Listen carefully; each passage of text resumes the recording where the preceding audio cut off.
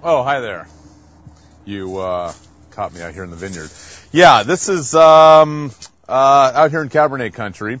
Just taking a look at the vines that are on their way to getting harvested probably tomorrow. Actually, tomorrow, the next day. Just out here tasting them, taking a look at them, making sure that this is indeed what we want to pull in for tomorrow's pick. We've pretty much had our mind made up during the week that this is the next block to come in. But it's always good to check, see the condition of the fruit, see if we might want to combine this part of the block with another part based again on the condition of the fruit. Sometimes what we'll do is combine an area that might be a little more mature, maybe a little more weather beaten. You know, we have if you can see this, we've got a cluster of Cabernet that's got a few wrinkles on one side of it, a little sun exposure. We'll very likely take one part of the vineyard here and combine it with another part that has got maybe a little bit less sun exposure. But that's those are pretty much some of the minor decisions that we make when we're deciding how we're gonna put a lot together. But essentially what we will do is keep this block all together, because as we like to do is harvest each part of the vineyard separately, and they do have their own little microclimates and whatnot that they're exposed to, both between the soil and the soil type, sun exposure and whatnot, and also clone. We have a couple different clones. The C clone, we call it, SEE. That's what we're going to be harvesting tomorrow, and that's what I'm staying in the middle of. And then we have another clone, which is just assigned a number of the hybrid style. It's clone 337. And ultimately we end up combining those two for the final blend, but we do like to harvest those separately. They both have their own rate of maturity, as well as some of their own characters that are unique to them in terms of the fruit style and ultimately the wine style. Once again, taking a sampling of what we're going to be picking tomorrow.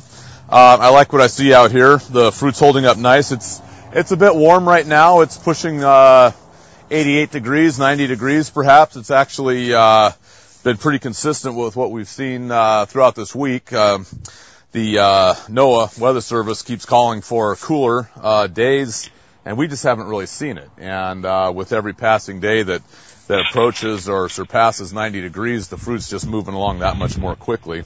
So we're seeing a little starting to speed up a little in the rate of ripening. You can see that the vines they're holding up well. All the leaves are still green. There's not a lot of yellowing, but you do start to see some areas of stress, yellow leaves like such. As I pointed out earlier, there's some shriveled fruit. One thing of note is the orientation of the vineyard, and that's always something important to understand, both from the farming standpoint and someone who's interested in how some of the different aspects of the wines are developed. As the sun moves from one side to another, from east to west across the sky, you're generally going to have your vineyards oriented north-south for optimal exposure.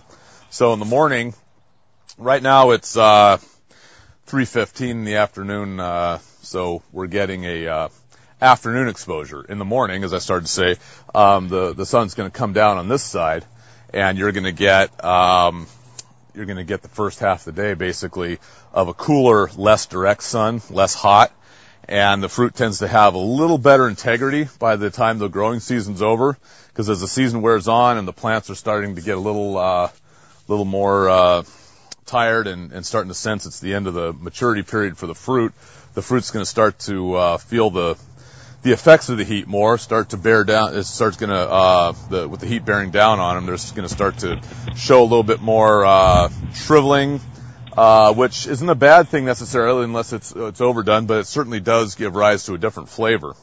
You'll get a much more of a fruit, like a cooked fruit, concentrated fruit, almost you can imagine like fruit leather, something like that, or fruit preserves. Whereas in the afternoon side, or the morning side rather, you're going to have, the skin's much more integrity, round turgid berries, which their tannins are still going to be much more intact, a little more stringent on the mouthfeel. You bring those two together, and again, that develops much of your complexity that makes for a complete wine. And it really is just the reality of growing in this part of the world, where you are going to have half of your vine and trellis row is going to be exposed to morning sun. Half of it's going to be exposed to afternoon sun. If we were to orient the vineyard the other way, let's just say that I'm facing the sun right now. If the vineyard were oriented this way, then obviously you'd have one side of the vineyard being constantly exposed to the sun, and the other side would get virtually no sun. And you really wouldn't want that, because you'd have very uneven rate of ripening. So this is probably about the best we can do in order to orient the vine so that it does get optimal ripeness, but you're always going to have that one little issue with the one side getting a little more raisined and the other side, maybe having a little more what we call a cooler weather feature, meaning a little less fruit developed, a little more vegetal. The skins are a little more stringent, and but that's in this vertical trellis system. Some of the older trellis systems would have much wider wires here spread out, and you'd see the canopy coming over, and then the vine would actually be, the fruiting area of the vine would actually be shaded all the way around. And that actually doesn't give rise to the same fruit-driven notes that having the sun, the afternoon sun